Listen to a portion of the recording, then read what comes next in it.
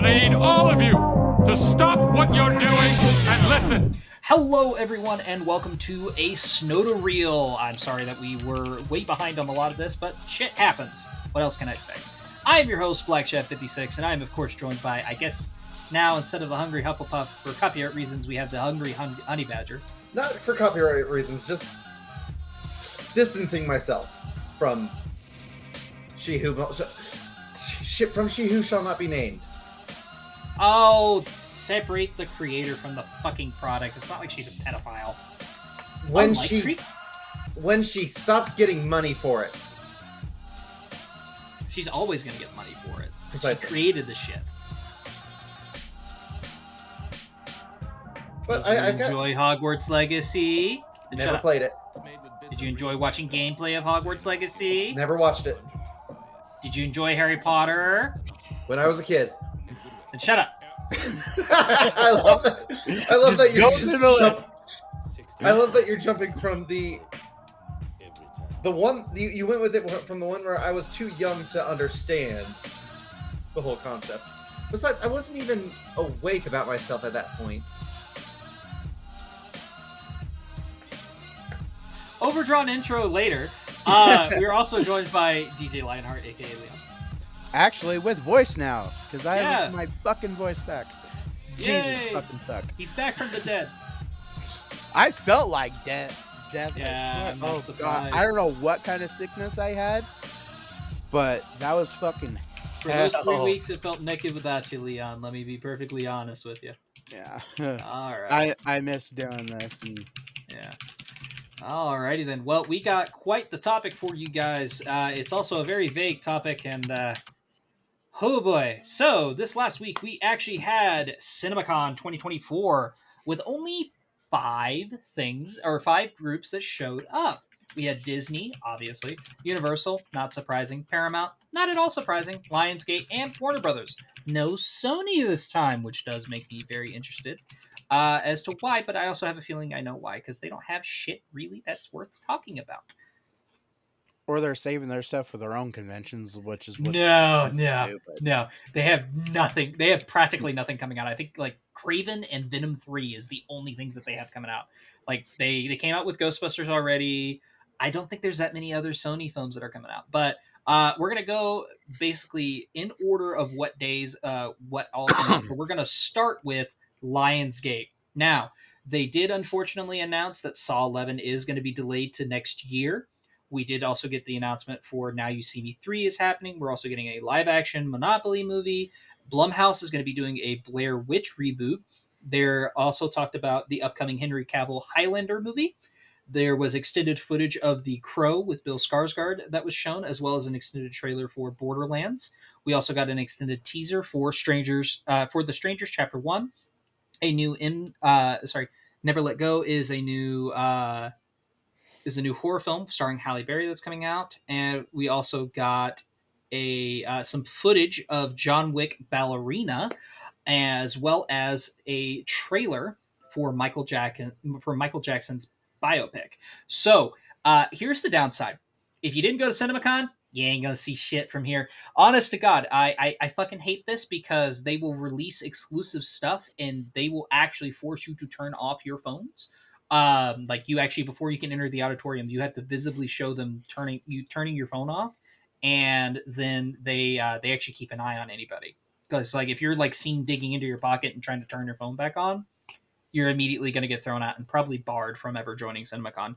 So it's kind of like based on the honor system. And even then, not a lot of people really snuck a lot of shit in. So we don't really get to see much of this. But as far as their panel goes, disappointed about Saw 11. It sounds like a bunch of sequels, spin-offs, remakes, and based off of this bullshit. Yeah. and a Monopoly movie. A live-action Monopoly movie. Apparently, Margot Robbie is producing it. So, I don't know. I'm going to be perfectly honest with you. I don't know about this one. I'm interested, but I don't know. So, when it comes down to it, I'm disappointed that Saw 11 got delayed. I'm excited about Henry Cavill doing a Highlander movie, and he even came out and said, we're going really extensive into the lore. enough to keep you interested but not give you everything. And I'm like, ooh, because Which Highlander, lore? if you don't know, I think they're gonna probably make up their own. But no, they said like we're not gonna keep it as vague as the original one. But for those of you that don't know, Highlander is a fucking awesome movie. I'm probably really gonna watch is. it tonight. The sequel sucks. Let's be perfectly honest. The sequel can fucking suck a dick. I don't remember. Well, It's okay. been a while since I've Here's seen the that thing. one. I know I've seen it, but I haven't watched it in a long time. Yeah. They if they had stopped at the first one, it would have been fine. But they decided to keep going, and it fucked with the lore. Yes. So, and I feel like that's what Highlander should be. It should not be a franchise. It should be a one and done film. I don't mind it even getting remade every now and then because it's honestly an interesting concept. It's these immortal warriors that you basically live forever until there is only one left. So you basically, it's a fight to the death. Hence the phrase "there can only be one." If you've ever heard that, that's from Highlander. Yep. And the way you kill these people is you literally chop their head off. And I believe it's only them that can do it. Yes, it has to be another Highlander in order to kill. In order to kill Highlanders, it has Immortal. to be one. Yes, I'm going to point out the Highlander is specifically the main character from the first one. Oh, seriously? Okay, because of where he's from. Yeah, so it's been a while since I've watched it. So the immortals have to kill each other, and it's basically this never-ending battle until there is only one left. And in the original movie, it does come down to, I believe, like 2 or 3 immortals left, and ultimately it comes down to 2. But it also has. You already know what I'm about to say, Allie. Sean Connery plays an Egyptian Spanish man, which is about as hilarious. That's absolutely nothing about his accent. Doesn't even try. He still sounds like this. He's like, so it's the weirdest amalgamation. It's about the weirdest amalgamation of cultures. Yeah, and to be perfectly honest, it's still Sean Connery, so he's still fucking cool. Like, even as ridiculous as it is. That's just a weird casting. It is. It really is. But he does really well. Is what he is. He's an Egyptian Spaniard. I'm like, what? But he does really well. Okay. He does kind of own the movie for what little he's in it. So, like, I give him credit where credit's due. Now, I'm curious, how are they going to do it with this one? Honest to God, I kid you not, what's his name from Narcos would be a great addition to that and make him play the Egyptian Spaniard. He was in Civil War recently. His name is so I also want to point out, Wagner Moura. I also want to point out Highlander was I think one of the first movies to have the entire soundtrack was done by a specific band. It was all Queen. One of the first, but it was, Queen did do that soundtrack. Now, I would argue a band you could get today to do it. I think if you still want to go for that 80s feel, either get Metallica or AC/DC. I feel like AC/DC or Metallica would fit really, really well. Yeah. Or I give you credit where credit's due. If they manage to do this, I would fucking kill for it. Get Ice Nine Kills to do the music. So I might be a little biased, but I would love for Glory Hammer to do the soundtrack. Glory Hammer would be so good. Yes, I agree. But yeah, I'm very excited about this. Well, I think this is gonna be great. I say that because Glory Hammer has all that fantasy feel, but they also do kind of keep that 80s feel to it, if you think about it. Yeah, that's where I kind of feel like Metallica could probably fit in that too, because Metallica got really big in the 80s. So I feel like if you definitely want to keep for that feel, like you want to go for that kind of like operatic rock, which is fine, you could definitely get Glory Hammer. Another one would be the Trans-Siberian Orchestra. Yes, I feel like they would do it. I would really do really good. They would do fantastic. I think that's a really good choice. But yeah, no, I love the fact that Henry Cavill's involved in this because he is the mega nerd, and I think that if you could not ask for anybody more perfect to do this. Yeah, if they were going to remake it, you would want a nerd to You'd want be a nerd behind to it do it all. exactly. So especially a So nerd that definitely loves in good lore, and hands. I feel like it's one of those. It's like, yeah, it's a remake, but I feel like this is a remake that you could do really, really well nowadays. Plus, it's been long enough. Like, if you're going to make a remake, you need to make sure that it's been long enough since the original. And god damn it, I want my Clancy Brown cameo. I don't care if he plays an immortal or not. He better be in this fucking movie because he was the villain in the original, and I want him in this. I think Christopher Lambert would be a good cameo too, but I don't know. I feel like he'd be too distracting. Though to be fair, that is an iconic ass voice. There can only be one. Like, come on, man. That's iconic. The scene where he's in the church, he's just shaved his head, looking as nuts as possible. Oh yeah, he has the stitches on his throat too. I was Yes. like, yeah, no, that was fucking awesome. I really want to rewatch that movie now. Right. Now that being said, Yeah, the it's been Crow high apparently time. The movie came out in '86, so yeah. So now the Crow trailer that was shown, apparently a lot of people do like what they're seeing. So regardless of how you feel about it, apparently a lot of Cinemacon goers did like a lot of the action, which I think that's what the number one thing this movie has going for it. I feel like the action's probably going to hold it up. The Borderlands trailer, I've been liking the trailers I've been seeing, or what the trailer I've been seeing so far, and apparently a lot of Cinemacon goers are very excited about that. I do think Eli Roth was a really good choice to do directing for a Borderlands movie, so I don't hate that. The John Wick ballerina footage. Apparently they got to see a trailer and it showed some action set pieces, as well as at the end you did get to see Ana de Armas interact with John Wick, and she basically says, "What can I do to become you?" or something like that. And he says, "You basically already started." And this does fit in continuity. I believe it's set between John Wick 2 and 3 or 3 and 4. I forget which one. So there is that. The Michael Jackson biopic, we did get a lot more details with that. As far as that goes, they did get to see a trailer. It showed about a couple of songs in the trailer, but they also said that the soundtrack for this is going to be 21 of Michael Jackson's songs from the Jackson 5 to his own career. oh So wow, I'm very excited about that. that's a And it lot did of show some lot like of good music. iconic. It did show some iconic scenes from like a lot of his music videos as well. Now, Never Let Go is going to be the new. It is a new Halle Berry thriller. It is basically a lot of people are describing it as Quiet Place meets Bird Box. So That's an there, interesting combination. it's a very interesting combination. So there is a pale demonic figure that can shapeshift, and apparently has been because it's a mom and two twins. They are in a remote cabin surrounded by woods, and they are always seen carrying or having rope tied around them that leads back to the house in case they wander too far.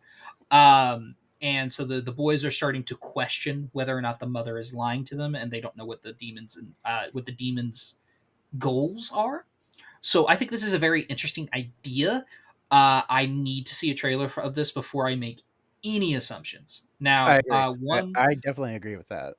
It one thing sounds interesting, oh yeah, but definitely want to see a trailer of what's going on a little bit. yeah, because like this can either go really, really well, or it can go the route of Bird Box, and Bird Box was pretty bad.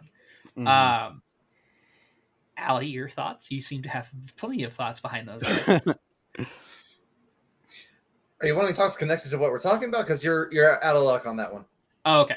Now I will say this one thing that did surprise me from this. I never thought we were going to get a fucking wrap up to this trilogy. Now You See Me 3. Fuck yeah, bring it on, baby. Let's go. I'm fucking excited about this. Even the second one, well, it was like, yeah, as it Meh as was. it was. Yeah, I it will was say- still fun. I will say before the second one, I would have said we don't need a sequel because we already had a full story happen here. Yeah. But they've proven that they can take elements from the original and make a completely new story and have it work. And I also believe Isla Fisher is coming back for this one. She was the redhead in the original, in the first one. Oh, Yeah, apparently she is. I believe she said that she is coming back, or they said that she is.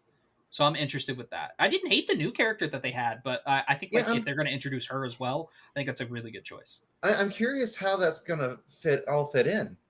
I don't know. I would not. Here's the thing. I would love Morgan Freeman to come back, because as much as I hated that twist that oh yeah he was a part of the Eye the whole time, fuck you.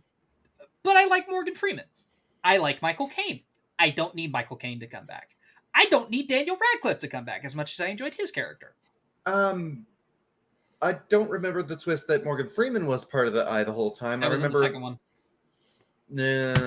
I might need to rewatch it then because it's been a while. But yeah, in the second one, it's I'm revealed definitely that he was gonna have a to part of the rewatch Eye the whole too. time. That's the one thing I remember about it, aside from a few sequences, obviously. But as much as I enjoy the characters that Michael Caine and Daniel Radcliffe are playing, I don't need them to come back. I wouldn't mind a new villain. That'd be perfectly fine with me, because it seems like they wrapped up what all was going down with Michael Caine and Daniel Radcliffe's characters.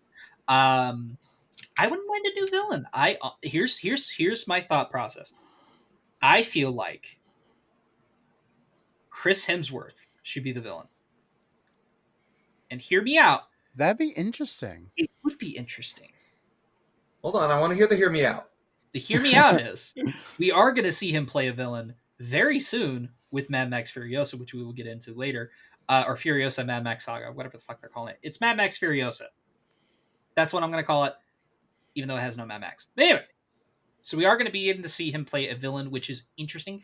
And from what I've seen, he seems like he's having an absolute blast. And that's what you want your villain to do in a Now You See Me movie. Mm-hmm.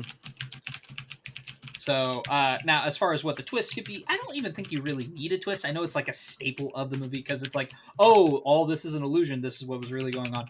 And also, number one biggest missed opportunity with this franchise, you should have called it Now You See Me, and the sequel should have been Now You Don't. Except it wouldn't work for the third one. Call it Abracadabra. I don't give a fuck. I'm telling you, like if you were gonna make it two movies, do Now You See Me and Now You Don't. It was perfect. Yeah. Also, yeah, it should have started with somebody saying 3.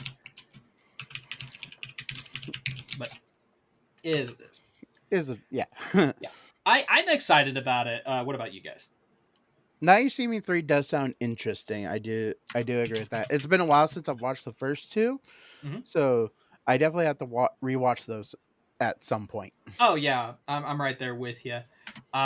So going on to our what was day 2 for Cinemacon, or I believe day 1, because I think it was only 3 days. So day 1 was Lionsgate and Warner Brothers. Now Warner Brothers, they did show an extended trailer for Mad Max Furiosa.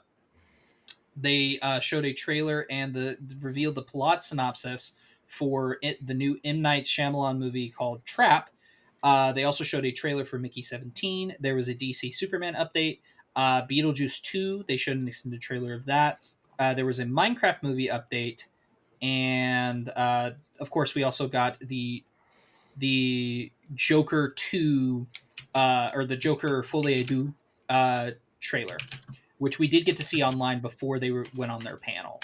So I want to go ahead and start with that because that actually is the most that we can talk about. So I think this trailer looks phenomenal. I'm not the biggest fan of jukebox musicals. They can be hit or miss for me. Moulin Rouge, as much as I enjoy a lot of the songs, good God, and I know that it has its fans. I can't stand that movie. I'm sorry. It's fucking dumb. It's bad. Mostly because I just don't like Baz Luhrmann, but that's a different story. I had a bad introduction to Baz Luhrmann, and that was the god awful Leonardo DiCaprio freaking Great Gatsby movie. Oh. Oh dear God, I hated that. I hated the soundtrack to that movie, and it's like it's usually music that I like, but it doesn't fit with the movie or the time period. Yeah, that can make or break a movie right there. Exactly. I'm like, I get what you're going for. It's like, oh, it was in the 20s. It's, basically what rappers rap about now is talk about money and women and power.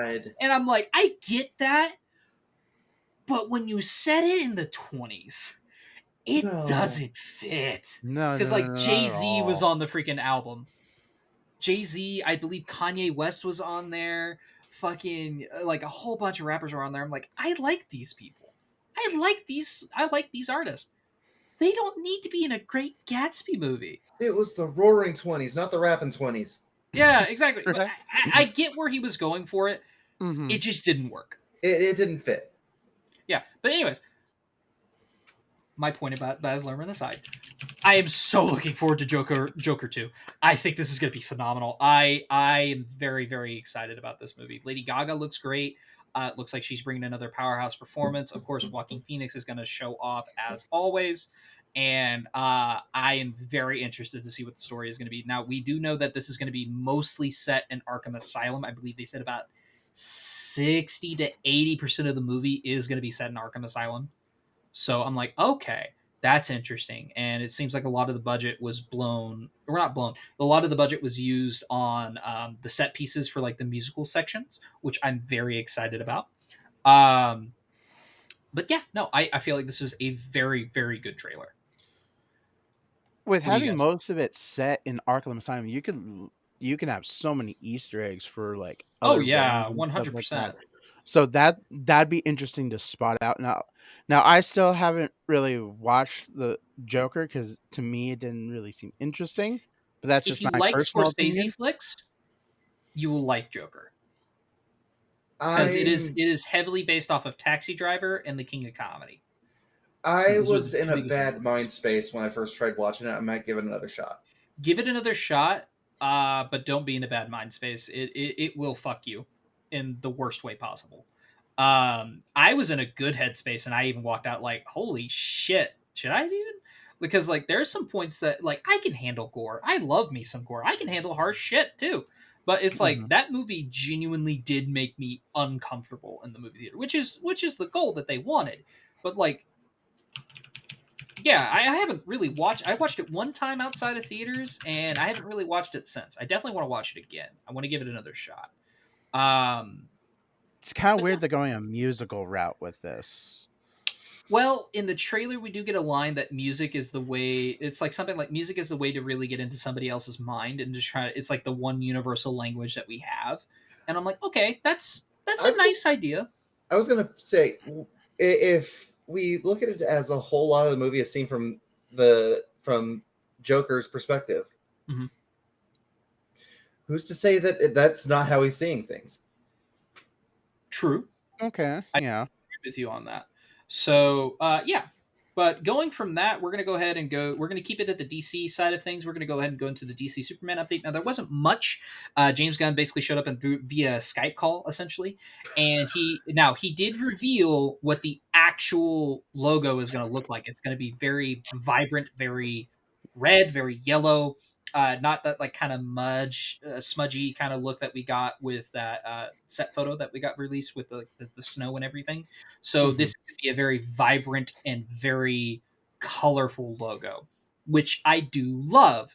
Now it also no, granted, not that. I think that was it. That was literally it. So they also revealed a Christopher Reeves documentary. They showed a few minutes of that, and apparently a lot of people were they're going to be releasing that, I believe, sometime later on this year. And so they did get to show some footage of that, and a lot of people said that they were crying because it was that heartfelt. And I'm like, okay, I definitely got to see this now. Whenever it Yeah. releases, Well, I mean, it's Christopher Reeves. yeah, exactly. I mean, he's an icon for a reason. Yeah. Yeah, no, absolutely, and I'm Yeah, right there. known for being the like if I remember correctly, like the best Superman. Mhm. Yeah, absolutely. So I'm interested in that aspect as well. I love the fact that we are going to get a very vibrant color suit, which makes me excited because I feel like we're probably going to go back towards that Christopher Reeves route. Obviously, with modern effects, like like I will say this: as much as I love the black suit from Zack Snyder's Justice League, that bright blue suit in Justice League was actually not half bad. I really enjoyed the bright vibrancy of that suit. Well, I think and I think it's a good choice. and in my mind, the bright suit was always supposed to represent how Superman was supposed to be a symbol of hope for humanity. Yeah, exactly. Mhm. And Putting that's him in a clearly black what it suit is. kind of diminishes that a little bit. Don't get me wrong. I get why they did the black suit is because like in the comics, after he was killed by Doomsday, he got a black suit because black can absorb more radiation or can absorb more energy from the sun. You're not So wrong. it's like, okay, I get that. And that's fine. And also just because the black suit looks badass, let's be perfectly honest, that is a pretty badass suit. So I'm excited about this. Every update that I hear, even some of the ones that concern me, I do still get excited about Superman, which it's just going to be called Superman now. For those of you that don't know, it's no longer a Superman Legacy. It's literally just going to be called Superman, which So is back to awesome. Ground Zero. Kind of. Technically, the first Superman movie was literally just called Superman Returns. Or no, it was called Superman the Movie. Yeah. So it's like, and then of course you had Superman Returns, and then the last Superman movie we got that wasn't a team up film was Man of Steel.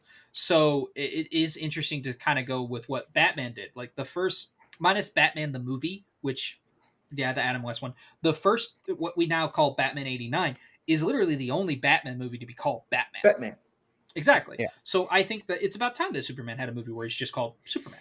So I think that is a good choice. I didn't hate the Superman Legacy like idea. I didn't hate the title, especially whenever we got like a plot synopsis of what this is Superman coming into a world that already has plenty of superheroes, and he's going to show why he is the icon that he is, and he's going to be, So I think that we're already going to get a fully packed world of. That's why we're getting Guy Gardner Green Lantern. Why we're getting Oh God. what the fuck is his name? Which one? One that can change into any type of Martian Manhunter? No. He can Plastic change Man. to any type of material. Oh, no. No, not Plastic Man. Not Plastic Man.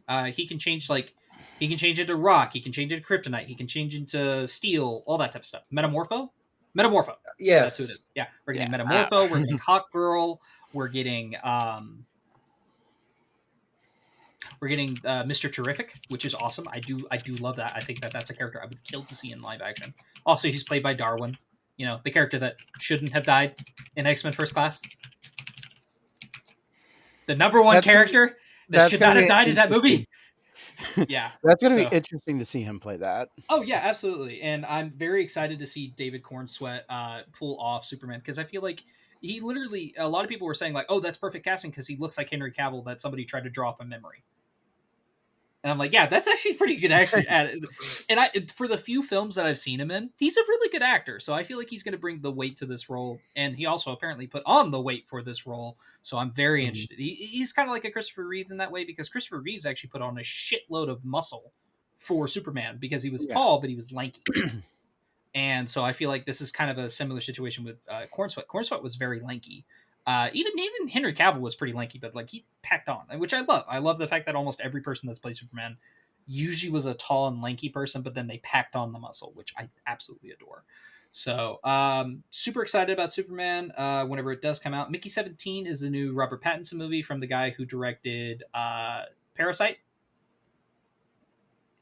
Korean flick. Yeah. Yeah. I don't think So I've seen it. I haven't seen it, but I've heard good things. Oh yeah, me too. Same here. So apparently this is going to be a guy that gets recruited to.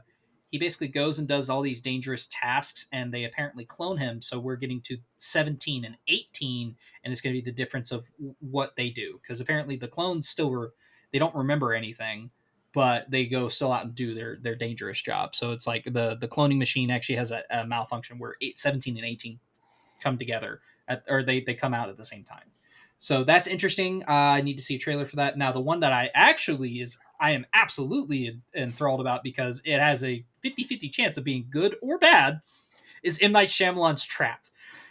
I love the thought process of this because it's a contained story. It is. The trailer apparently shows a father and daughter going to a concert, and something happens on stage, and everybody's starting to get suspicious. And when the father goes out to go to like a booth or something, he, like this sells t-shirts and stuff like that. He asks him like, "Hey, what's going on? I've noticed that and he sees flashing lights and everything." And one of the workers says, "Oh yeah, this is all a giant sting operation to go after this serial killer." And after he notices that, he turns around, he walks off, and he smiles. Turns out the father is the killer. So it's like, ooh, okay. That's interesting. Now, we know what Shyamalan did with his last movie, which was he had a rapper that was named Mid-Size Sedan. Yep. So this performer is going to be played by one of his daughters, which is awesome. I do think that that's really wholesome. Is going to be playing a performer named Lady Raven, which Not a bad name. not a bad name. I could see that working. Like maybe like some type of DJ or something like that. Like I could see that working. Or heck, gothic musician. Yeah, gothic musician. There you go. Exactly. Right. Yeah, that works. It works, and it has Think a Hex ring Girls. to it, so. Yeah. Yeah. Hex Girls meets EDM. So there you go. So I don't think that's a bad idea. I'm super interested by this premise. Now I don't know if he's going to try and do a twist. I would love it if he didn't, because that's usually the make or break moment of any of his movies. Is what's the twist? I think if you go in expecting a twist, and the big twist is there is no twist, I think you have a fucking Pretty solid movie. perfect. Right? Yeah, a pretty solid movie on there. Now, do I think it's going to have his hokey acting and everything in it that is a staple of Shyamalan movies? Probably. I mean, if it doesn't, that's gonna be. If weird. it doesn't, then that's fine. I don't like Unbreakable doesn't really have a hokey performance in that movie. Mm-hmm. Neither did The Sixth Sense. The Sixth Sense was actually really well done. I mean, Sixth Sense is what everybody thinks about when it comes to M. Night Shyamalan. I'm gonna be perfectly honest with you. Unbreakable's a lot better.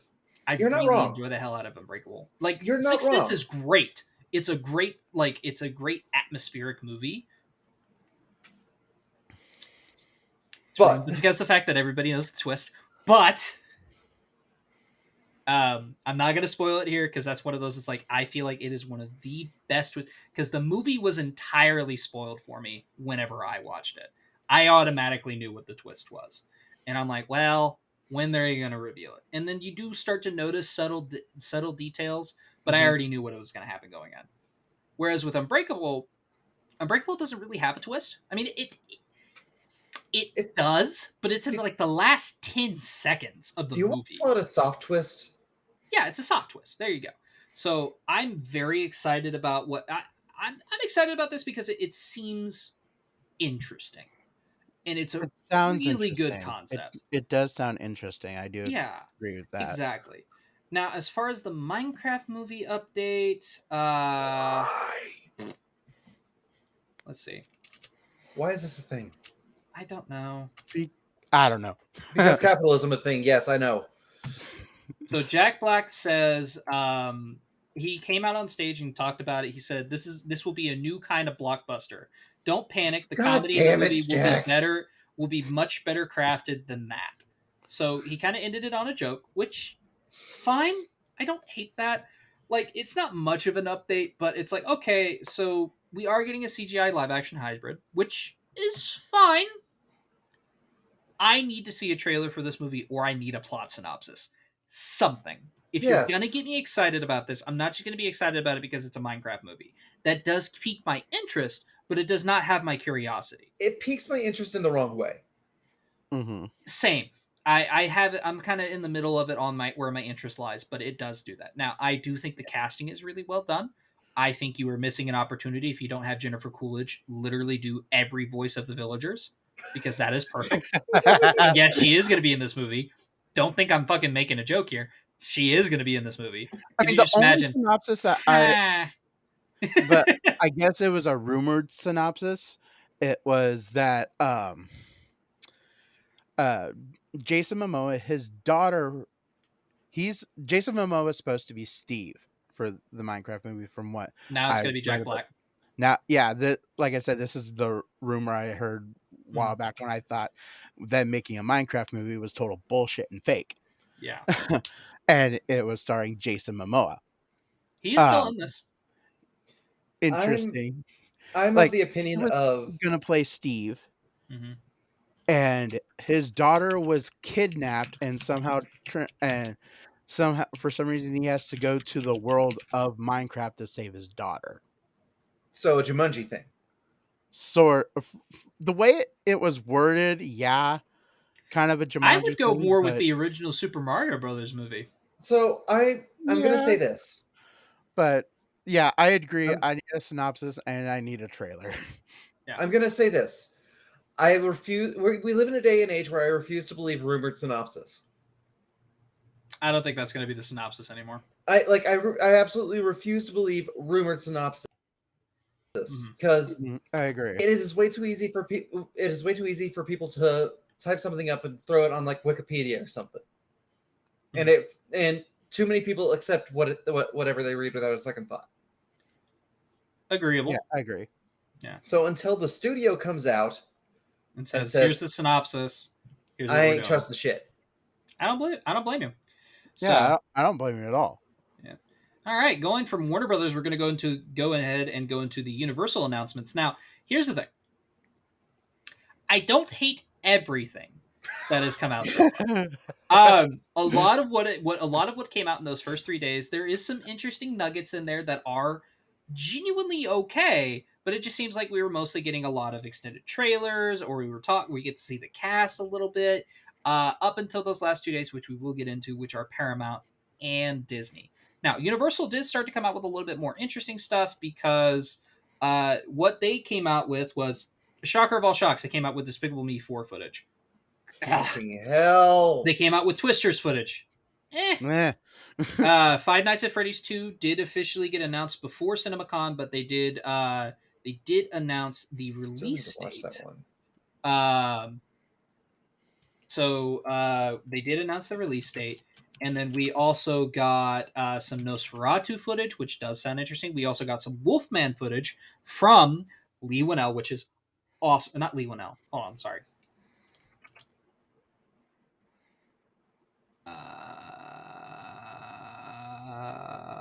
Wolfman. No, not 1941 cast. I don't care about the 1940. I mean, I do, but still, like. Okay, so now it is going to be 2025, and it is no, that's not the one. Sorry.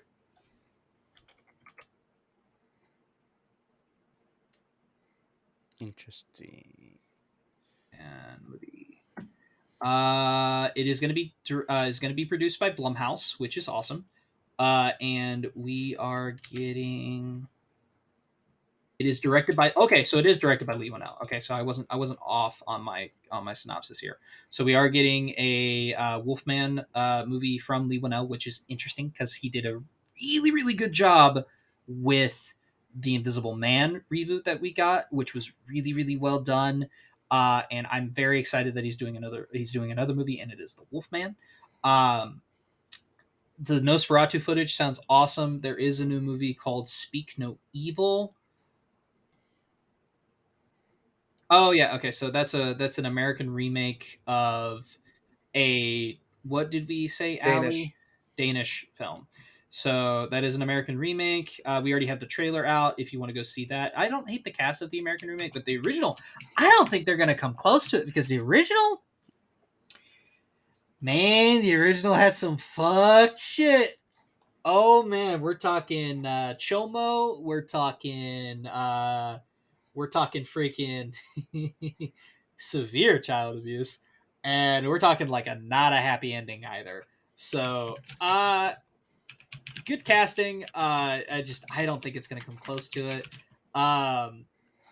So, and of course they also talked about Wild Robot, which I am very interested in. That's going to be the next DreamWorks film. I'm very interested in it, just from it is based off a children's novel, or children's children's book, and it is also really good animation, and I'm very interested in it because it looks original. Like, I'm like, holy shit, it's it's based off something, but it's like, it's not a sequel, reboot, or a spin-off of whatever. It's finally a original. Yeah, it's an original direct adaptation that hasn't been adapted before. And then, of course, their main thing was the Wicked footage that they showed, which is essentially, like, I think it's like a 6-minute version of the trailer. They showed a actual whole song segment and a couple other things. So I'm like, okay, not the worst thing in the world, but it is what it is, right? So I'm not surprised that that's what they mainly focused on. It's what they mainly promoted. And of course, that's what they wrapped it up with. But going from that, we're going to go ahead. The Despicable Me footage, I'm just going to talk about it really quick. It's basically, it was an interesting section of where, because now Gru has a baby, the minions do forget his heist gear, and he has a baby bag, so he has to use baby bag materials like bottles, baby powder, diapers, all that stuff like that, in order to perform a heist, which I think is that's funny. I could see the cleverness behind it, and that's all I'm going to say about it.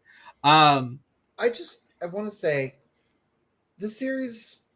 You had your trilogy, you had your fun. Leave it alone. Right. They're never going to, because it still continues to make money. Minions: Rise of Gru made a shitload of money.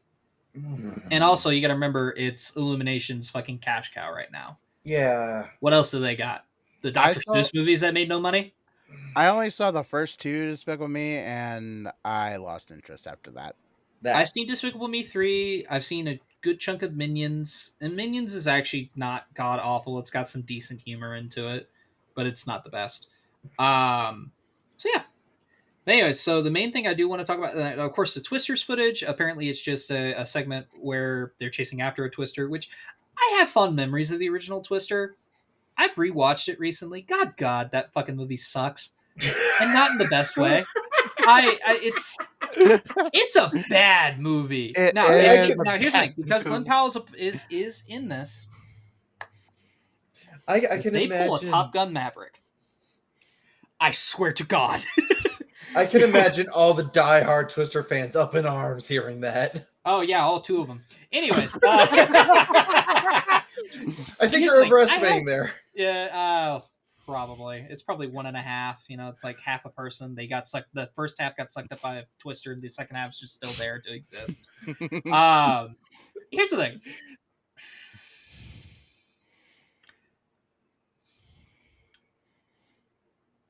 Yes. Why do this when 2 of your original cast members are dead? Money. I know the real reason why. You can't bring back Bill Paxton, and you better not kill him off. You better not even really fucking mention him. Like, if you mention him, that's fine. Don't kill him off. That's stupid. It's pointless. Just say he's off chasing storms somewhere else. Yeah, exactly. That's all I fucking need. You already killed Jonas, Carrie Elways. Jonas! Anyways, but, and of course, you also have Philip Seymour Hoffman that has also passed. So it's just one of those. It's like, don't really bring the original cast. Don't try to sequel bait this shit.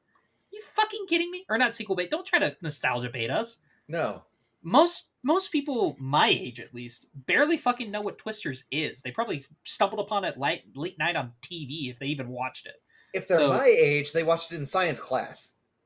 Really? You watched Twisters in science class? Oh, you poor unfortunate soul. I do not remember watching Twister in science class. I remember watching Jurassic Park in science class. That was cool. But lucky bastard! I wish I could have watched Jurassic Park in science class. In history class, we watched the first season of Gilligan's Island for 3 days. 3 days, I watched the first season of Gilligan's Island. Okay, that's interesting. But yeah, so like the Twisters footage, a lot of people said it was a lot of fun. So maybe this is going to be good. I don't know. I feel like this is going to be on par, maybe slightly better than the original. Now, of course, with the Friday night or the Five Nights at Freddy's release date, it is officially revealed that we are going to be getting it fall of 2025. They are currently working on the behind the scenes stuff right now, or not behind the scenes. They're working on the pre-production right now, as far as the script and as far as the new animatronics that they're working on. Like Jim Henson's workshop is already on. Yeah, I saw some photos of that. We're getting the toy animatronics, so that's going to be interesting. Very interesting, absolutely. Now, the thing that I really want to talk about is the Wolfman footage from Lee Winnell. Now, apparently, it is described as it is going to be really like only 3 characters are shown. So it's this paranoid dad who's trying to protect his daughter, and I believe a mother character. We don't really know if they're married or if she's just like another person that was there that's taking on the mother role. And there is a dog outside that he believes is ultimately trying to kill his family, and it's shown more as like a wolf than anything else, or a wild dog. And he does eventually get bit, and he starts to transform off screen while the mother and daughter are slowly cowering away. And while we don't get to see what the Wolfman looks like in this, you do get to see the shadow And apparently it is going to be, it looks like they're very heavily going back towards the old style of the Wolfman, where he is bipedal. He is not on all fours. So I'm very fascinated with that, because it's kind of an ironic thing that the dad who is trying to protect his daughter is ultimately becoming the thing that's going to try and kill his daughter. So I think that is fascinating, and especially if you're going to keep it in this like cabin in the woods kind of thing, I think that's interesting, because Lee Winnell did a really good job with tension with the Invisible Man, because there's a lot of scenes where like you know most likely nothing is there, because in reality there wasn't anything, but he makes it feel like something's there. He did a good way of showing nothing but making you feel on the edge of your fucking seat. Yeah, it makes you feel And like you're being watched when there's no, it nothing. makes you feel like you're supposed to see something, but you don't. Mhm. And it is so well done. I love this man. And if he's gonna do a Wolfman movie, oh fuck yeah, bring it on, baby. Especially if you're gonna keep it serious, you're gonna keep the tension high. Oh, please do this. Let's fucking go. And well, keeping it in the horror film, the horror sphere, Nosferatu, which does have Willem Dafoe, and he does actually get to say the title character, and we do get to see like there's an image that we've been seeing going around where it's the clawed hand, the shadow of it. So I'm very interested. We don't really get to see anything aside from a side profile of Bill Skarsgård as Nosferatu. So I'm very excited when we do get a trailer of this. Actually, in all honesty, do not show Nosferatu in No. any of the trailers. Universal, you No, have a really good option. Like, be like, Like, if you want to see what he looks like, you gotta fucking go to the movie. yeah, And it's like, like I love that. everybody has seen the classic Nosferatu look. Yeah, Mhm. Even kids, if they've watched certain episodes of SpongeBob, they've seen the classic Nosferatu look. So it's Yeah. like I want to see what you're gonna do different with this. precisely. Yeah. So I'm very hide what you do until until the movie releases. Yeah. Build And up that thirst for it. What I think is cool is we're Please. getting these classic monster type movies in a new age setting. No, this is back in the Victorian area too. Oh, meaning graphic wise and all that and all that. Oh yeah, graphic wise. Okay, so yeah, I get you. We're seeing a modern interpretation of what these are. Yeah. So like Still it keeping is, it in their respective time periods, but we're but getting doing it with a modern filmmaking modern techniques. technology and all that. Yeah, I think this is gonna look really, really good. Oh yeah, no, 100%. Especially with you when you look at the cast. Oh my god, this cast sounds fucking phenomenal. So Nosferatu. 4. So our cast for this movie is you have Bill Skarsgård playing Count Orlok, aka Nosferatu. You have Willem Dafoe. You have Lily Rose Depp. You have Nicholas Hoult, Emma Corrin, Aaron Taylor Johnson, Ralph Ineson, Simon McBurry, Stacey Thunes, and I'm not even going to pretend to announce that name. But yes, I am very. And on top of that, this is a Robert Eggers film. So I have a love-hate relationship with Robert Eggers. I did not like The Witch. Wasn't a big fan. As a technical marvel, it is phenomenal. Like from like a filmmaking technique, like they did actually build those sets. They did actually use natural lighting, no like soft lights or anything. Natural lighting, and they did use the original dialect that they would have used back then. From that aspect, fucking phenomenal. Give you 100% credit. The film that I did really enjoy, that it seems like every time he makes a film it's somewhat divisive, I really did enjoy The Lighthouse. It was weird as shit. I will probably never watch it again, but I really enjoyed that movie. And so when it comes down to it, I think you could not ask for a better person, maybe aside from Lee Winnell, to direct a Nosferatu movie. This is like a match made in heaven. I love this dude. And on top of that, you add Bill Skarsgård adding to this, who's becoming one of my new favorite actors. In all honesty, I mean, he already kind of won me over with Pennywise, but like a lot of these, like he's doing these weirder roles. I would say akin to what Johnny Depp started doing later on in his career, but this is what he's doing right now. So I'm very excited about that. I think he's going to do okay with The Crow. I'm looking forward to all High Heaven for Boy Kills World. That looks entertaining as all fuck. Yes. And I'm looking forward to see what he looks like as Nosferatu. I want to see his performance as this. Is he going to go full creature, or is he going to go kind of like what Dracula is? I would like to see, is he going to go full Pennywise, or is he not going to go full Pennywise? Because, unless you're Pennywise, you can't go full Pennywise. Mm-hmm. So the opposite of... Yeah. Yeah. I would say try to find that happy medium, because like we know that he can get weird. We know that he can get over expressive. And it's like, okay, pull back a little bit from the Pennywise, make it genuinely intimidating, because you did make Pennywise intimidating, and do that. And I think that you're going to have a great fucking time with it. So going from that, we're going to go ahead and we're going to talk about the wild robot footage, or the trailer. They got to see an extended trailer for this. I am super excited about this because we do already have a teaser trailer out. It looks gorgeous. It looks like it's going to be a really good movie. And even if it isn't, I feel like the animation will overtake this movie, and it will be still well renowned for that. So I'm super excited about it. What about you guys? Have you even seen the trailer? I have not yet. Okay. So, going from that, I guess we'll talk about Wicked. I never seen the play. I've never seen the recording of the play. I know. Have you ever got read the half book? the cast of Wicked to play? No. I know what Wicked is. I know it is basically it's what every Disney villain movie has tried to be since the Wicked play came out and became wickedly popular. Yes, that was pun intended. So I know that it's basically the sympathetic villain that was portrayed as the ultimate villain in the original. It's what Maleficent tried to do. Yeah. And succeeded? Ish? It's what Cruella tried to do and didn't succeed at. Still haven't watched that one. I don't plan to in any time soon. But yeah, I've also never seen Wicked, but I've always been wanting to see it. I've been interested to see it because I do have not a fondness, but I do have an interest in musicals, and I feel like Wicked is... When it comes to musicals, I am super picky with storyline.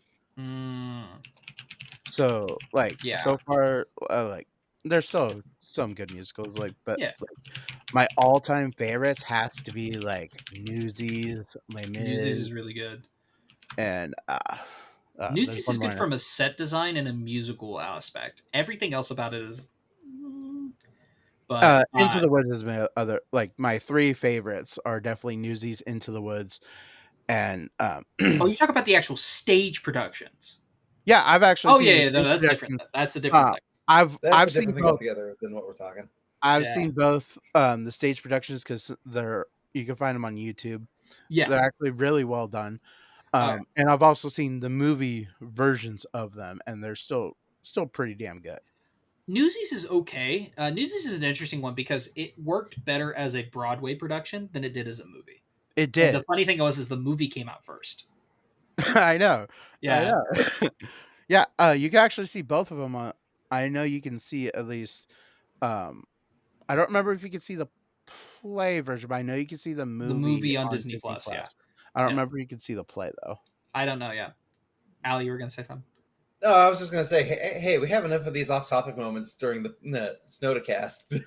Well, okay, to be fair, we are still talking about musicals because we're talking about a Broadway musical going into You're on a tangent is what you're doing. I agree. So as far as Wicked goes, I don't hate the casting. Jeff Goldblum as the wizard, I think is not a bad casting choice. It's a little weird. I would argue we've seen that when he started as in Thor Ragnarok. Yeah, okay. You're saying exactly what I'm talking about, Leon. A little bit. Yeah, I could see that. It's still Jeff Goldblum as the wizard, still a fucking odd choice. Yeah. Now, I will say this. I don't hate the casting for what is her name? It's not Glinda. It's the Wicked Witch. What's her name? What is her name in the play? Oh. They gave her a name because she's not just the Wicked Witch of the East, right? I'm debating on whether or not Ariana Grande is a good choice for Glinda. I know that she's got the vocals for it, but I don't know if she's a good choice for I don't know. because you can have good vocals and not be a good actor. Look at almost any musician's performance in film history. But yeah, that is what it is. Elfie. Elf. Elfie. That's what they pronounce it. I remember because I've listened to a couple of songs from Wicked, and her nickname is Elfie. Elfie. Okay. Cool. Elphaba. Sure. We'll go No, with that. no, that is the actual that's name her of the name. Oh, Elphaba? Yeah. I just remember her being called Elfie. Yeah, I didn't. I've read the book. I didn't remember it. Oh, until, right, it is a book. I didn't remember it until Leon said Elfie. Yeah, that's fair enough. All right. Well, going on to the one that absolutely blew Peter almost Dinklage everybody away. Is in this. That's going to be interesting. Peter Dinklage, isn't it? Yeah. Yeah, he's playing Dr. Dillamond. I don't remember that character. Must be a new character for the movie. You never know. Maybe. I don't know. But from the trailer, Wicked does look really good. I think he's one of the... Oh! He's a fawn-like character. Yeah, he's a teacher at the university that Elphaba goes to. Oh, damn. There's throat slitting in this movie? It's dark. Jesus. I didn't expect it. I don't think the movie's going to go that dark. I think they're going to give it a PG-13 at most. Probably. That's my thought process, at least. All right. So going from that, we're going to go ahead and go into the Paramount panel, which was, we got the Star Trek 4 announcement. We also got another announcement for, well, not an announcement, but basically an update on the Naked Gun reboot with Liam Neeson. We also got apparently the South Park creators are going to be making a new movie. There is a Running Man remake with Glenn Powell. He is apparently becoming an up-and-coming star, which is awesome. More power to him. We are also getting a new G.I. Joe Transformers crossover, which was teased at the end of Rise of the Beast, and now it is officially announced. There is going to be another Smurf movie. Cool, whatever. There's a new SpongeBob movie, which I'm very excited about. Kinda, I don't know. And then of course a new Transformers animated. Yeah, I was about to get to that. We also got some more announcements for the. We actually got the official voice actor for Grown Up Aang in the new Avatar: The Last Airbender movies that are coming out. There is a Scary Movie reboot coming out, which is fuck. I've been so dying for good fucking. Oh, those first three are so good. Even the fourth one's not half bad. It's the fifth one that sucks. But a live action Last Ronin movie is going to be rated R, which I'm very fucking excited about. I never thought Paramount would have the balls to do this. The fact that they are giving us a live action Last Ronin adaptation. I mean, guys, I fucking love this comic. I have the Funko Pop, for God's sake. I love this comic. It is so well done. And I knew for a fact there was no other way you could do The Last Ronin, because Last Ronin gets bloody and it gets violent. It does. And you could not do it any other way than having a rated M video game, which we are going to be getting, and it's going to be God of War like, which is yes. And we are also getting a live action R-rated TMNT movie. Let's fucking go! Oh, I'm so fucking pumped about that. And of course, we're also really couldn't tell. Shut up. We also got some footage for Smile 2. Which apparently is the plot synopsis is going to be a concert. It's going to be taking place during a concert, and a singer sees the smiling demon and actually passes it on to her fans, which is interesting.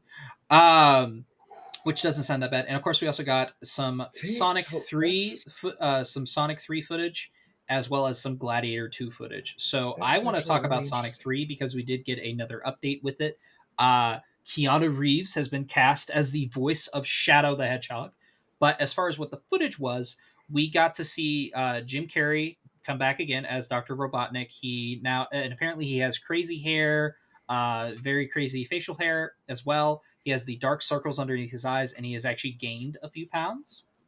And he apparently does make a joke about it. He tells Agent Stone, I've been carbo loading. Oh no, he says I've been binging carbohydrates. Yeah, which is funny. And apparently he does eventually shave his head and give us the game You get the accurate video game mustache. Yeah, um mustache. attire, which looks Yeah, really cool. yeah, I mean, and I would argue he came close in 2. he did. Yeah, he And did. granted, as physical as he was, I knew for like after seeing the movie, I'm like, okay, there's no way you could have done that with him in a fat suit. Oh, There's no absolutely way. not. Yeah, I mean, you could have done it, but it would have looked ridiculous. So it's like, okay, Mhm. I get why they didn't do the fat suit for that one. I really looking forward to why they're going to do the fat suit for this one, because apparently he's been overtly like he's been searching like crazy for Shadow, and we also get to see apparently the goers got to see Shadow ride his motorcycle. Fuck yes, I am so excited about this movie. Not just from the fact that we are going to get to see an accurate Eggman with Jim Carrey playing the role, and we are also going to be getting Shadow, which I never really was the biggest Sonic fan, but I always loved Shadow. Shadow is one of my favorites. Shadow is I definitely a do fan favorite character for sure. I do have one question though. Okay, With the pasa. way that the way that they've been slowly introducing characters from the video games, Mhm. when are we going to get Amy Rose? Never, because she's one of the least liked characters of all time. I would much rather have Rouge the Bat than Amy Rose. It's weird getting Shadow before Amy because It is. Yeah. But she is like out of all the characters they put in the worst The lineup. Sonic game in the worst Sonic game to begin to come out so far. The unfinished She's always piece. there. Yeah, she is one of the 4. She is a constant part of the Sonic crew. Mhm. Yeah. Maybe we'll see her in this movie as a side character. Maybe. You never know. But it would be cool to see Amy in this one, if they decide to bring her into it. Yeah, I don't know. It is what it is, but I think that they're trying to appease the fans as much as possible. So that's why Mhm. So you have Sonic, Knuckles, and Tails, the iconic trio. You also have now finally a accurate Eggman, and you're also introducing, which is arguably right next to Sonic and Knuckles. I would argue Shadow is one of the most recognizable characters from Sonic the Hedgehog because he's one of the few and only that fucking holds guns, which I know we're not Mhm. going to get to see, which pisses me off. I Which is know for gonna a fact we're suck, not going but to see it. I know for a fact we're not going to see Sonic hold gun or Shadow hold guns, and that does piss me off. But we do get to see him ride his motorcycle, which is pretty damn cool. I do want to say that all of that came from his standalone game. I know, and Shadow's supposed to be the edgy version of Sonic. I get it, but still, come on, give us a little bit of like even if it's toy guns, come on, something. right. Yeah. I would Just give appreciate Shadow a freaking giant ass Nerf gun, okay? Just give him Oh, like that'd be a fun. modified Nerf gun. I would fully appreciate a scene where he dives for a gun, goes to fire it, and it turns out it's just one of those cheap dart guns. That would be funny. That actually would be funny. Because it would fit with the theme of the movie so far, while still keeping his his little character quirk. Yeah. So I pretty much already described the Smile 2 footage. I think that's an interesting concept. Smile was a surprise hit. I still have yet to see it, but I do know everything about it. So I will probably eventually sit down and watch it. I am interested in it. I like the logic of this high publicity character spreading this influence to all her fans through a concert. Yeah, exactly. So I'm like, okay, that is interesting to see how they would do that because it's going to be interesting to see what this, because if I remember correctly from what little I've watched of Smile, Smile is supposed to be like this demon that will go to a different person, but you have to see that person die, and that's how you have to pass on trauma. Yes. Yeah. Like so it's going to be interesting to see what they do with it in a concert like setting. Yes, I am interested to see how they're going to do that. It is fascinating. You were saying, Allie? It's the same concept as the movie from The Ring being put to a DVD and then live streamed. Fair enough. Mm-hmm. which would be an interesting concept in and of itself. Mm-hmm. So we're gonna kind of skip around a little bit. Their last thing that they did was they showed some Gladiator 2 unfinished footage, which was we apparently get to see gladiators versus rhinos. We get to see a couple other shots inside the Colosseum. So I will say this: I've never fully watched the original Gladiator. Neither have I. Nope. I know that he fights a tiger at one point. I know for a fact he does. I need to sit down and watch this damn movie because I need to see if it gets as ridiculous as I think it does. Because I agree. this movie is showing gladiators fighting rhinos and then riding said rhinos. I want to see how batshit this movie gets, and I feel like it's going to be a lot of fun. Mm-hmm. So, now as far as calling it Gladiator 2, I feel like this was probably its original own Gladiator movie, and they're just like, well, Ridley Scott's directing it. Hey, you want to call it Gladiator 2? It's like, but Maximus isn't even in this one.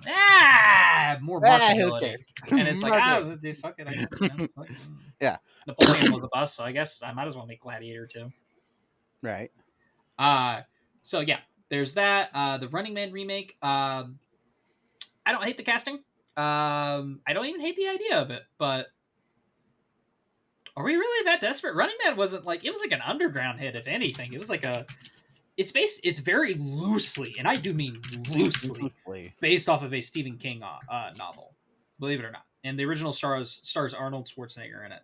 Mm-hmm. So it's like, okay, I don't hate the idea of it, but And as far as the G.I. Joe and Transformers crossover, with how good they did Bumblebee and how good I heard they did Transformers Beast, I don't hate this idea. I've actually seen Beast. I believe I actually own a digital copy of it. I don't remember, but I absolutely loved it. I thought it was really good. And now they did this in the comics. They actually do have a crossover with G.I. Joe. Okay.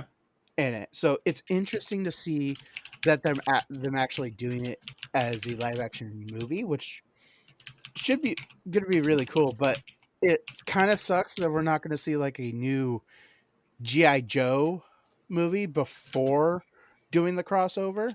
To be fair, the last two G.I. Joe movies, I know the last two did not do great. So that's why they're like, okay, we can do it with something that's been proven to make money. And then if that's successful and a lot of people are like, oh, I'd like to see a G.I. Joe movie with these casts, you could be like, oh, well, here you go.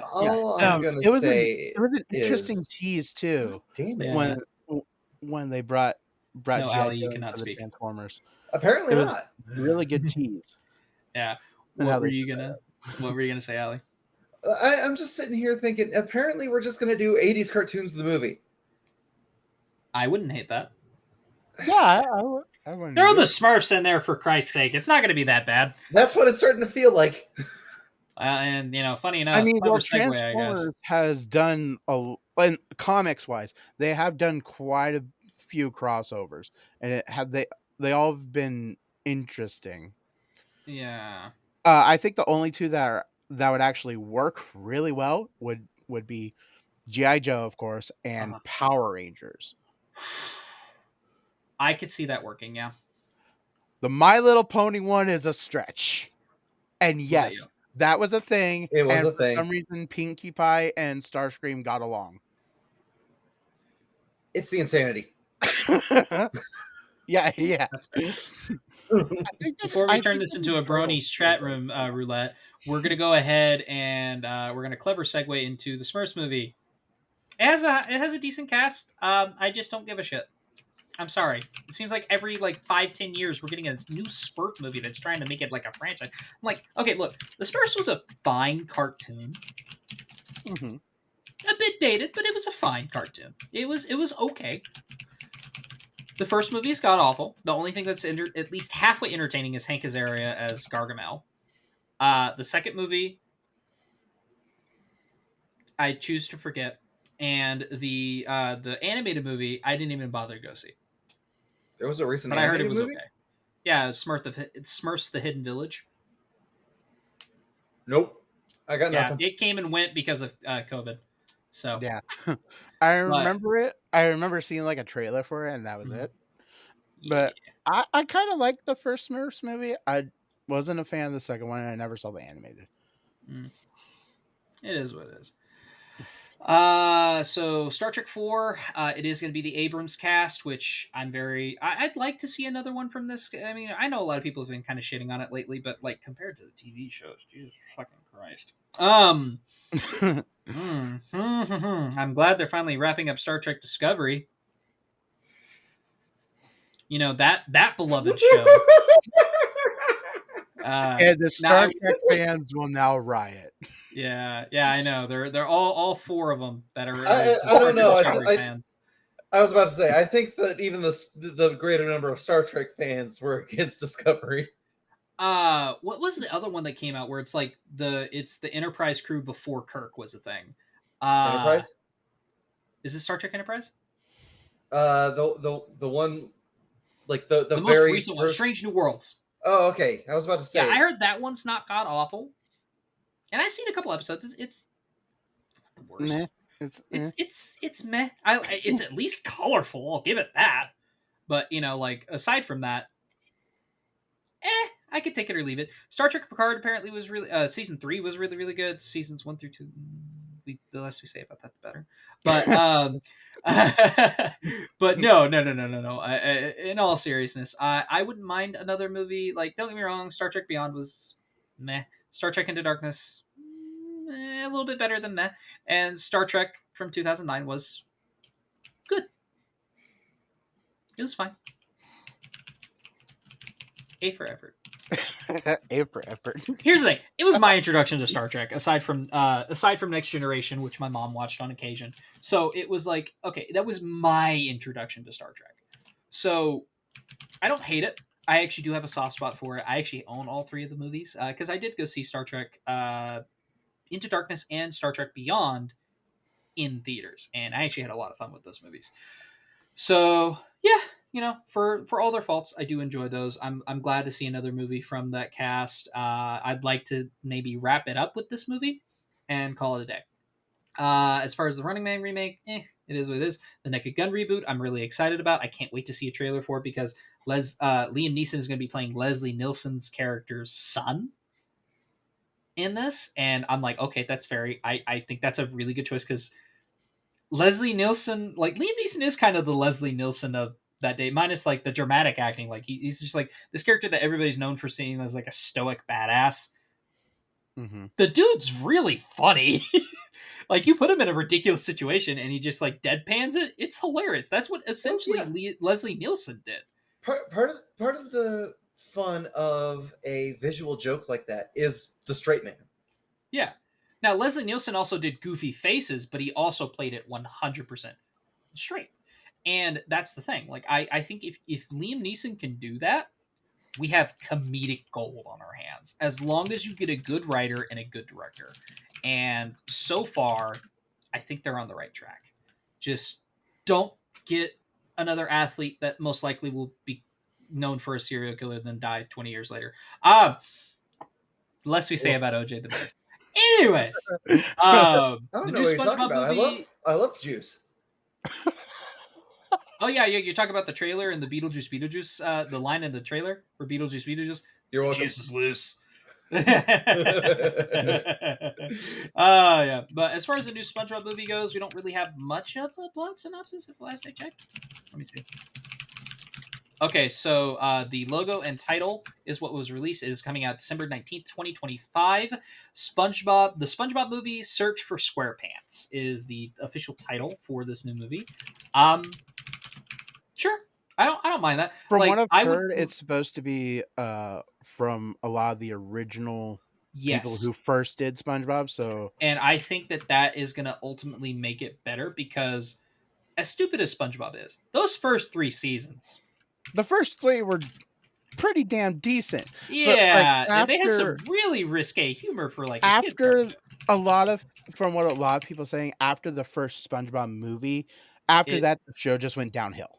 Yeah, exactly. And I feel like if you're going to get a lot of the original writers back or a lot of the original creative team, I feel like we're going to get something more akin towards the movie and those first 3 seasons. Mm-hmm. So I'm very excited about that. I would say get done with SpongeBob after that, but I know for a fact Paramount's not going to, because that's another one of their cash cows. Never. Like I said, they did announce the voice for Adult Aang in the animated Avatar: Last Airbender movie. As far as the scary reboot goes, or scary movie reboot goes, we don't have any really plots. We'd have no casting, no plot synopsis. They just announced we are rebooting Scary Movie. I hope they get a good comedy director to go with it. Honestly, I wouldn't mind if you brought back the Wayans. I feel like they could do a really good job with it, because they made their mark with those first two movies.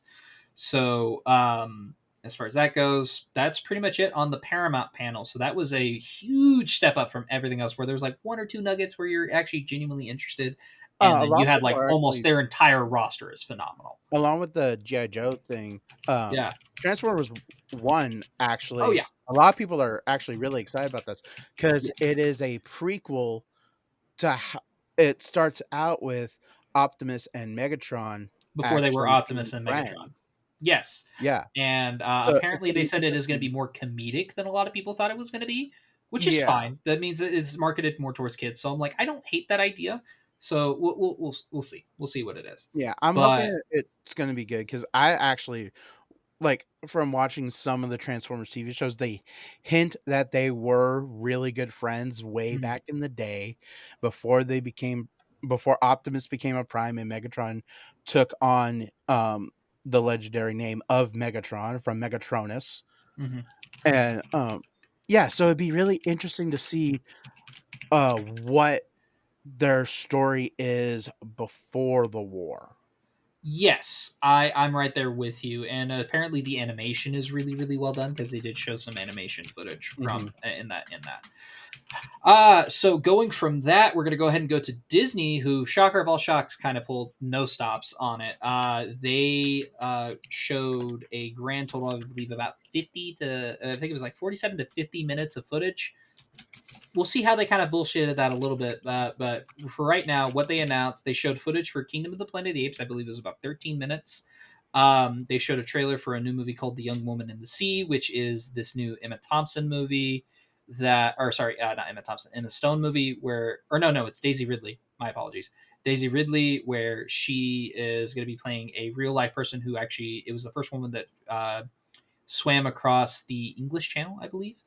I believe she swam from England to Germany. So interesting on that end. They showed the first 35 minutes of Inside Out 2. They did have a Marvel panel where they did show. They showed. What did they show for Fantastic Four? Oh, they showed the new Fantastic Four logo, as well as they talked about the Thunderbolts, and apparently it has an asterisk behind the title now, because they're going to be changing the title later on. Whenever the movie, he's like, well, you'll figure out why there's an asterisk there whenever the movie releases. I'm like, okay, so that's interesting. They did show a trailer for Captain America: Brave New World, which we will get into. They also showed 9 minutes of Deadpool and Wolverine, which I really want to see this movie. We'll get into the description of that later. They also showed some Alien Romulus footage. They did show a teaser for Mufasa: The Lion King, which is the Mufasa prequel for The Lion King, and it's not the animated movie. It's the live action CG things we don't. Yeah, need. exactly. My thought exactly. And of course, we also. You said there was no interest in this, so why nobody asked for it. Nobody cared about what happened before The Lion King. Allie, I think you drastically underestimate the value of money. Then they should have just did Lion King 2. Value to who? They apparently are going to do that. They should have not done Mufasa's backstory. They should have just done Lion King 2. Who the fuck knows? I don't know. But they also wrapped it up with a Moana 2 trailer. So I really want to talk about the Kingdom of the Planet of the Apes. I've been hearing nothing but good things about this. Same. Yeah, and apparently this 13 minutes of footage, I believe they showed just an entire segment. Or really, I think it was like... Oh yeah, so they showed like the first 13 minutes of the movie, actually. So it turns out that this new lead character, their group, what they do is they climb up trees and they're trying to get hawk eggs. And what they do is they raise the hawks from birth, and they're used as messengers and everything. And some apes are trying to take all the eggs, and he says no, leave one for the circle of life. And basically goes from there. So I'm very interested in that. Just from this trailer, or from this movie alone, from the trailer, I've been very fascinated from it. And they say that the CG in particular, like especially whenever this new character is grabbing something with his hand, looks so photorealistic that they had a hard time believing it was not. So I'm very fascinated about that. I'm glad that they're keeping the CG top notch, because let's be perfectly honest, with Rise of the Planet of the Apes, majority of the CG was good. It's when a lot of the movement happened and it wasn't any close-ups, that's when it started getting a bit shoddy. Yeah, I agree. Yeah, there's a few points where it looks really shoddy, but the vast majority of it. What's funny is even the apes from the beginning were not real apes. They were people in performance. So like that's how and like that movie came out in what, 2009? I believe so. 2011. Sorry, I was off by 2 years. But anyway, so I'm glad that this is actually continuing that trilogy, and we're probably going to be getting back into an actual official remake of the original Planet of the Apes, which is awesome. I wouldn't mind the next, if they are leaning towards that. I wouldn't mind if the next movie is literally just called Planet of the Apes. Yeah, I wouldn't mind it either. Yeah. So I think that is super, super fascinating. Going from that to, I mean, realistically, the Young Woman in the Sea trailer, it's another biopic. I'm interested to see what they do with it. But where Disney kind of bullshitted, they're like, oh yeah, you're going to sit to see 50 minutes of footage. And it's like, yeah, but like a good chunk of that is basically the first 35 minutes of Inside Out 2. You fucking kidding me? At that point, show the whole damn movie. You literally left nothing but an hour. Because I know that movie's not going to be 2 hours long. Are you fucking kidding me? No, you literally left nothing but an hour left of that movie. It's like, what you doing? What you doing? Seriously, fuck off. Right? I agree. I agree. It's from what they showed, over. A lot of people said that it was pretty good. So we'll see. Going from that to the Marvel stuff, the Fantastic Four logo was released, and we are getting it officially July 25th in 2025. The Thunderbolts. So I just want to say, what's up? I just want to say, we've seen just the detriment of how the Fantastic Four movies have progressively gone. Mm-hmm. Let's just. Do we really want to risk it? I know. I think Marvel has probably got a good idea, but I feel like this should have come out like at least 5 or so years ago. We should have gotten this in like 2019 or some shit. But yeah, that's besides the point. So the Thunderbolts, I already pretty much explained that. It has the asterisk behind it, which means they're most likely going to change the title whenever the movie comes out. Sure, fine, whatever. Captain America: Brave New World. The footage basically is Sam is coming to the White House because Thunderbolt Ross, now the president, is wanting to, and also now played by Harrison Ford, is wanting to basically set up a new Avengers with a new Captain America in line. And apparently some bad guys get on a footage, like a screen or whatever, and they apparently mind control some of the audience as well as a lot of the Secret Service. And apparently Isaiah Bradley is there. For those of you that don't know, he was one of the he was like the second or third attempt at a super soldier, and they actually recreated the serum perfectly, and they used it on him, but apparently it caused a lot of degenerative health issues with him. So he still has the super soldier strength, but he was kind of experimented on outside of his will. So there's that point. If you want to figure it out, just go watch a breakdown of Falcon and the Winter Soldier, or just go watch. I was about to say, wasn't that whole thing explained during Falcon and Winter Soldier? Mm-hmm. Yes, he was introduced in Falcon and the Winter Soldier as well. So it just ultimately comes down to it. It's that, and apparently Sam is going to struggle fighting this character. So there is that. You also get to see a couple more action sequences with him and the new Falcon, who was also introduced in Falcon Winter Soldier. And it ends with basically in the Oval Office, Sam Wilson and Thunderbolt Ross talking to each other, and Ross basically tells him, you're not Steve Rogers. And after a long pause, Sam says, "You're right, I'm not." And then you get to see him in his suit, and it is going to be more blue and silver than blue and white. So I don't hate this. I'm very nervous about this movie because apparently they reshot the entire film. So I'm curious to see what they're going to do with this. But yeah. So now on to the segment that I know everybody wants to talk about, which was the Deadpool and Wolverine footage. We do get more of an idea of what's going on, which is Wade is now retired from Deadpool. He is now a car salesman, and he is also single. So him and whatever her name is, Vanessa, are now no longer together. And there's a point at his birthday party where Blind Al says, "I really want to party," or something along those lines. And he says, "Hey, cocaine is the one thing Feige said no on," which is funny.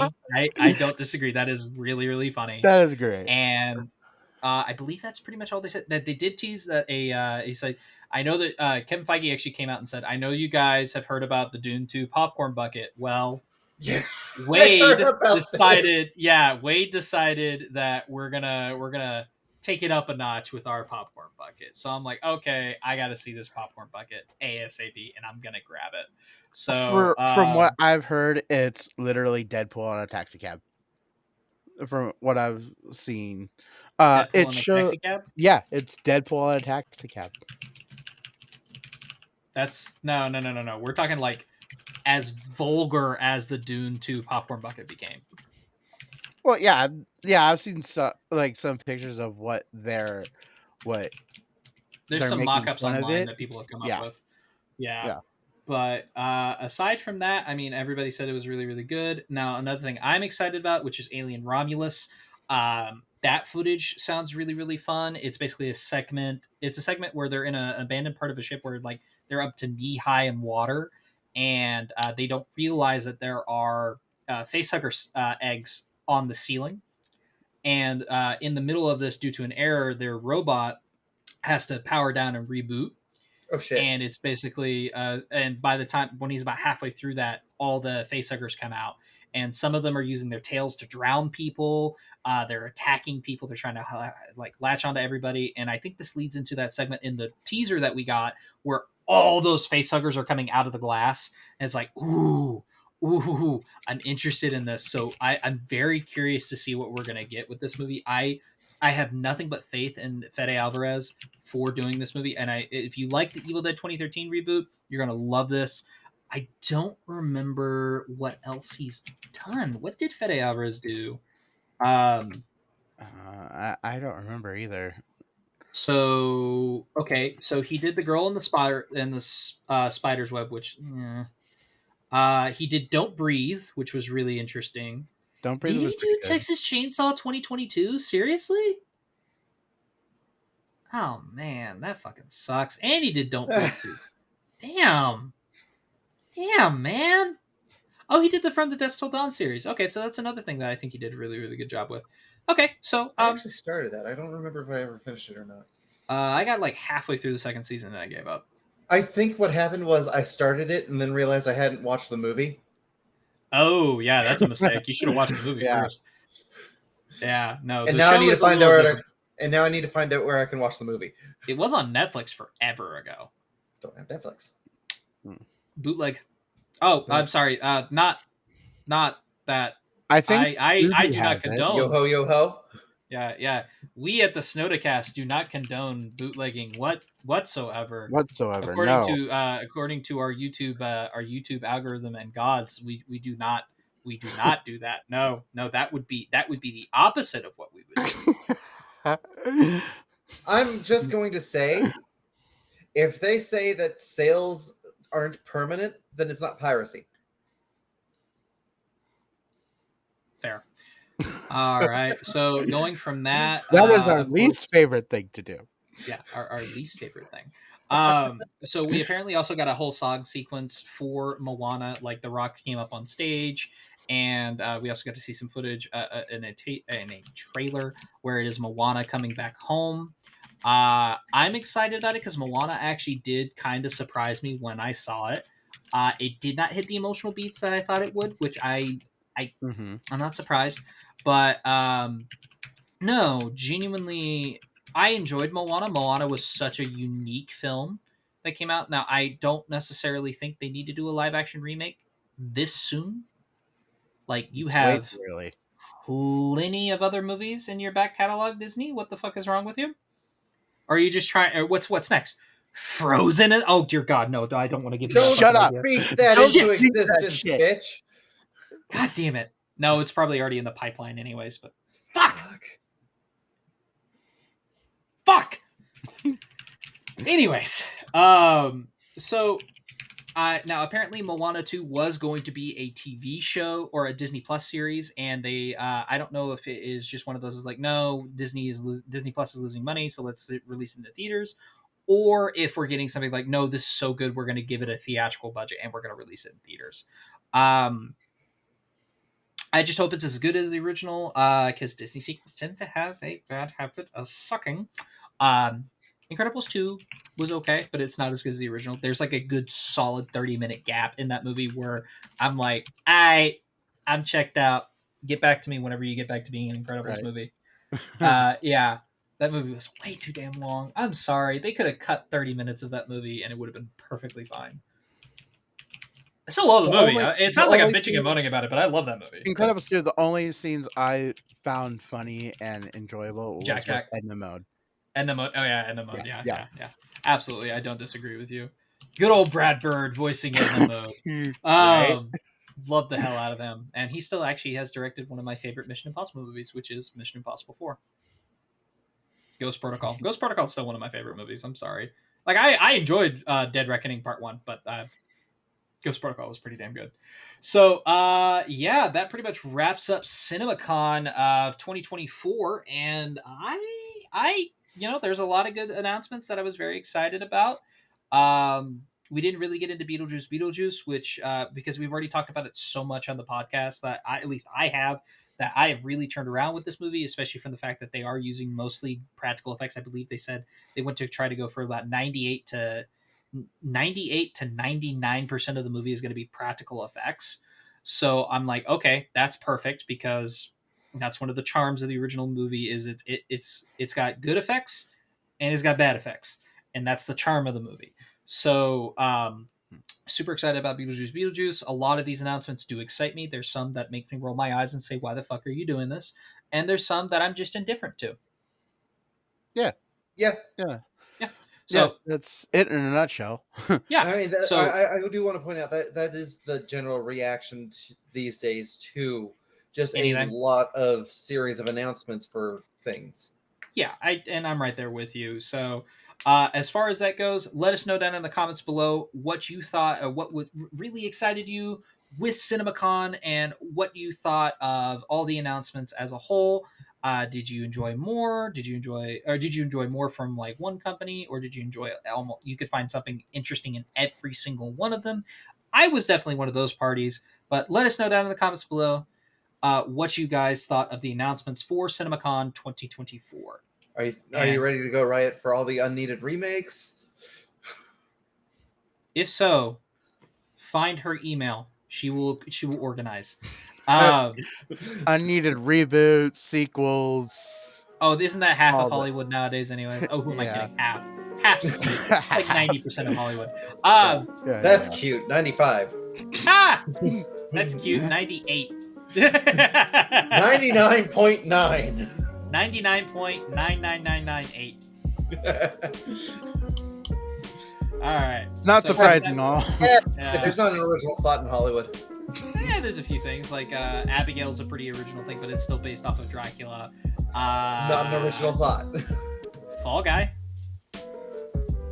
Even then, it's still based off a lot of different movies, or it's inspired by different movies. Yeah.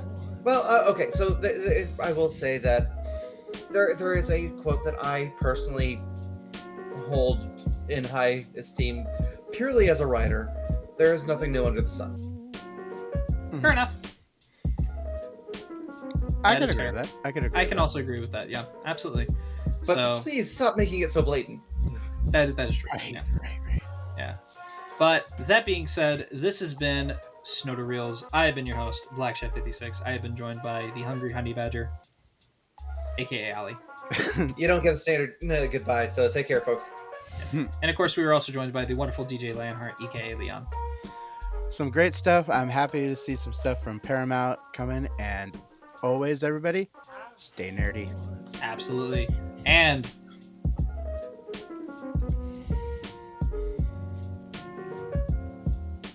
Lisa Nagai! I've been Black Chef 56, and I will... Just that absolute blank. And we will see you in the next one. Be sure to check out the podcast later on this week. We shall have an episode out Saturday, as usual. All right, guys. Take care.